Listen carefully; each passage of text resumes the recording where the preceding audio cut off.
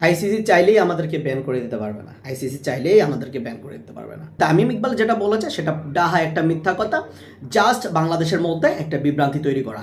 লাঙ্গের আশা কইরা তোমার ভাতারের বাক চাঙ্গে, যদিও আমার সুর ভালো না, তবে এই গানটা গাইলাম, একটু চেষ্টা করলাম বিকজ বাংলাদেশ ক্রিকেটের জন্য। দেখুন, আমরা 18 কোটি মানুষ যেখানে আমাদের ক্রিকেটারদের সেফটি নিয়ে চিন্তা ভাবনা করছি, তারা সেই সেফটি ভেঙে তারা যাচ্ছে ইন্ডিয়াতে বিশ্বকাপ খেলার জন্য।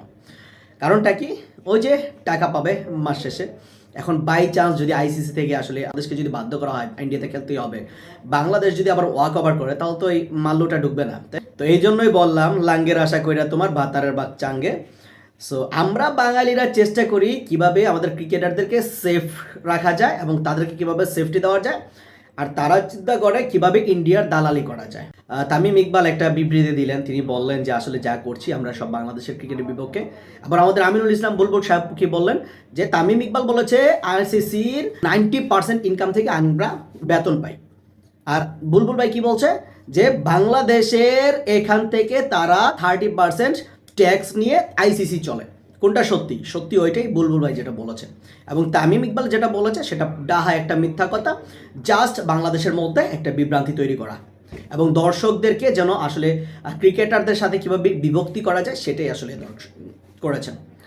এবং আমাদের বিসিবি থেকে একজন ম্যানেজার, তিনি আবার বলেছেন যে ডিরেক্টর না কি যেন ম্যানেজার, তিনি বলেছেন তামিম যেটা করেছেন সেটা হচ্ছে এক প্রকার দালালি। আমি এটাই বলবো যে দালালি ভাই, কারণ তামিমের যেটা কথা ছিল সেটা 100% ভুল। তামিম বলেছে যে আমরা আইসিসি থেকে টাকা পাই, এবং বুলবুল ভাই বলছে যে আইসিসি আমাদের থেকে টাকা নেয়, এবং রাইট হচ্ছে বুলবুল ভাই এবং আবিদ হোসেন সামি ভাই সেটাই কিন্তু বলেছেন।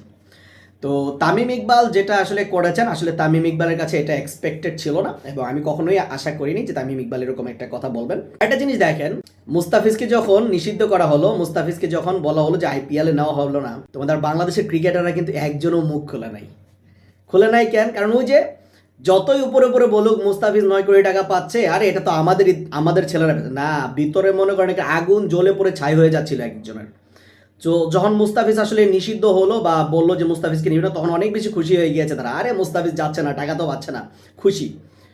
যখন আবার তামিম ইকবাল ভারতের সাফাই গাইলো, আইসিসি সাফাই গাইলো, তখন দেখলেন দালাল বলা হলো, তখন এক একজনের পোস্ট দেখেন না। আরে বাবা, তামিম ইকবালের জন্য সবার একেবারে ইচ্ছা, তামিম ইকবালকে কেন দালাল বললো? অথচ মুস্তাফিজকে যখন আইপিএল থেকে না করলো তখন কোনো ক্রিকেটার মুখ খোলে নাই, কারণ যে ভিতরে তো জ্বলছিল যে মুস্তাফিজ 9 কোটি টাকা পাবে, আমরা কোন ঘোড়ার ঘাস কাটি। তো মুস্তাফিজকে যখন না করে তখন তার মুস্তাফিজ টাকাটা পাচ্ছে না, এই জন্য তারা কোনো প্রকার পোস্ট করে না, তারা মনে মনে খুশি। যখন আবার তামিম ইকবাল দালালি করলো ইন্ডিয়ার, তখন আবার সবাই তামিম ইকবালের পক্ষে, কারণ ওই যে খেলতে পারলে তো টাকা পাওয়া যাবে, তাই না? আর তারা তো খেলে টাকার জন্য। আপনারা কি মনে করেন ক্রিকেটাররা টাকার জন্য দেশের জন্য খেলে? ক্রিকেটাররা দেশের জন্য খেলে আপনার কাছে মনে হয়?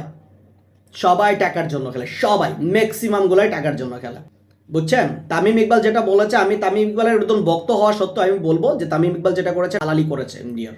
এবং আমরা ওই যে যাদের জন্য চিন্তা করি, যাদের সেফটি নিয়ে প্লেয়ারদের, ওরা আসলে ওই সেফটি ভঙ্গ করেই তারা আসলে ইন্ডিয়াতে খেলতে যায়, কারণ কিছু টাকা পাবে বিশ্বকাপে। সো দিন শেষে যেটা কথা সেটা হচ্ছে, আমরা যদিও ভালো চাই, তারা আসলে নিজেদের ভালো চায় না। এবং আমি এই জন্যই বারবার বলছি যে লাঙ্গের আশা কইরা তোমার ভাতারের বাক চাঙ্গে। আইসিসি চাইলেই আমাদেরকে ব্যান করে দিতে পারবে না। আইসিসি চাইলেই আমাদেরকে ব্যান করে দিতে পারবে না।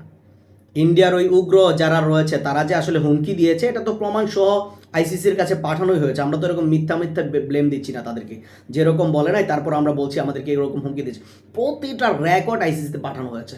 তাহলে তামিমের কি প্রয়োজন ছিল এখানে দালালিটা করার? কোনো প্রয়োজন ছিল? এবং আরেকজন বলতে গেছে এই জন্য আবার আরেকজনকে ক্ষমা কেন? বিসিবিটা কি তামিমের একলার, ক্রিকেটারদের একলার? হ্যাঁ, ওদের লাথি মেরে দেবে করে দরকার। এই ছাগলেরা একটা ম্যাচও ভালো খেলতে পারে না, আবার এক একজনের কি বাপ সংবাদ সম্মেলনে এসে। দর্শকদের কথা বলছি, কারো মনে কষ্ট দিয়ে দেখলে ক্ষমা সুন্দর দৃষ্টি দেখবেন। তবে আমি যে কথাগুলো বলেছি সেগুলো আসলে পজিটিভ নাকি নেগেটিভ আপনারাই চিন্তা করে তারপর আমাকে কমেন্টে জানাবেন। সবাই ভালো থাকবেন, আল্লাহ হাফেজ, টাটা, বাই বাই।